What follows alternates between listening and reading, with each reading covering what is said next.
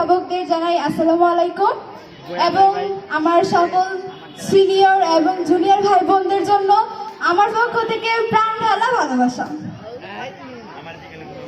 দর্শক মণ্ডলী, কিছু কিছু উপস্থাপকের উপস্থাপনা দেখেছি যাদের সস্তা উপস্থাপনার ব্যবস্থাপনা দেখে অবস্থা এমন হয় এ যেন কোনো মানুষ নয়।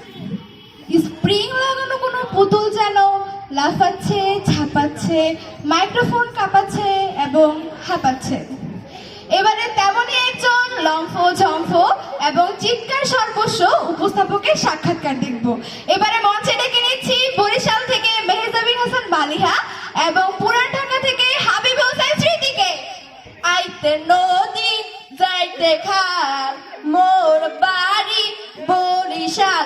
আসসালামু আলাইকুম এভরিওয়ান, আমি মেহজাবিন হাসান বালিহা ফ্রম বরিশাল। আমন্ত্রিত অতিথিবৃন্দু, শিক্ষকগণ, বোনেরা এবং ছোট বড় সকল ভাইয়া, আমি পেয়েছি পুরান ঢাকা এমাইয়া। আসসালামু আলাইকুম, সবাই কেমন আছেন? মাগার আমি বহুত ভালো আছি। দর্শক মুই এইবারে আপনাকে হক কলের সামনে এমন একজন সংবাদ উপস্থাপকের লগে কথা কমু যার আচার ব্যবহার এবং লম্ফজম্পের কারণে আমরা হক কলে হারেছে। তো লন আমরা শুরু করি। আচ্ছা, আমি কতদিন ধরে সংবাদ পরিবেশনা বা সংবাদ লইয়া কাম করতে আছে? মাগার কিটা কইতাছেন আপনি? আপনার বি জানা থাকা দরকার। আমি বি কতদিন ধরে এই চ্যানেলে কাম করতেছি।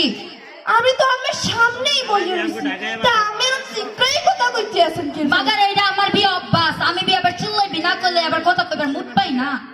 ও, তার মানে এটা জন্মগত সমস্যা, মানে জেনেটিক্স প্রবলেম। মাগার এটা তো কইতেই পারেন। আমি বি ছোটতেই বড় হয়েছি চিল্লাপালার মধ্যে।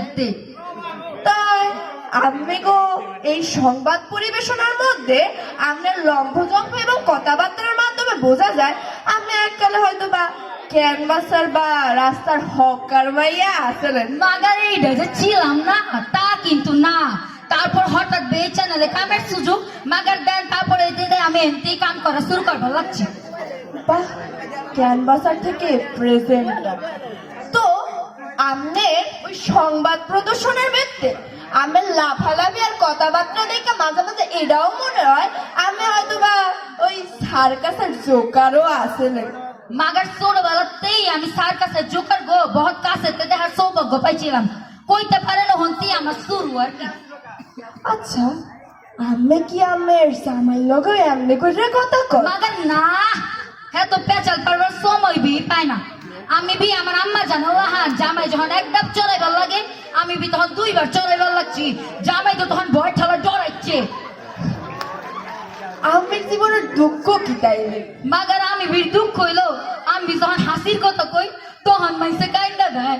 আমি যখন কান্দনের কথা কই তখন মাইসে উত্তেজিত হয়ে যায়। আপনার আমি যখন উত্তেজনার কথা কই তখন মাইসে আমার মারতে আহে। মাগার কোনো কিছু মাইসের বিশ্বাস করাইবার পারি না, ব্যর্থ হই। তো মুই এবং মোর দর্শক বিন্দুগণ আমের একটু উপস্থাপনার অভিনয়টা দেখতে পারি? মাগার নিশ্চয় নিশ্চয়। এই যে দেখুন, এই মুহূর্তে ব্রেকিং নিউজ, জিততে গেছে হেরা। আমাদের দেশের বিরুদ্ধে কি হইতাছে কিচ্ছু মানি না।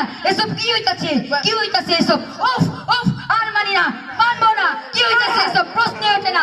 আপনারা টেবিলে ঝাঁপাই মারেন, বইলে কি ফেলে ফালাই করেন, আর কিছু মানি না। প্রশ্ন ওঠে না, মোটেও না, মোটেও না।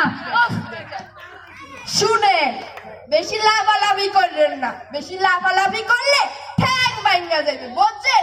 আর বেশি গুজব ছড়েন না, আমের এই গুজবে কেউ কাম দেয় না। ধন্যবাদ।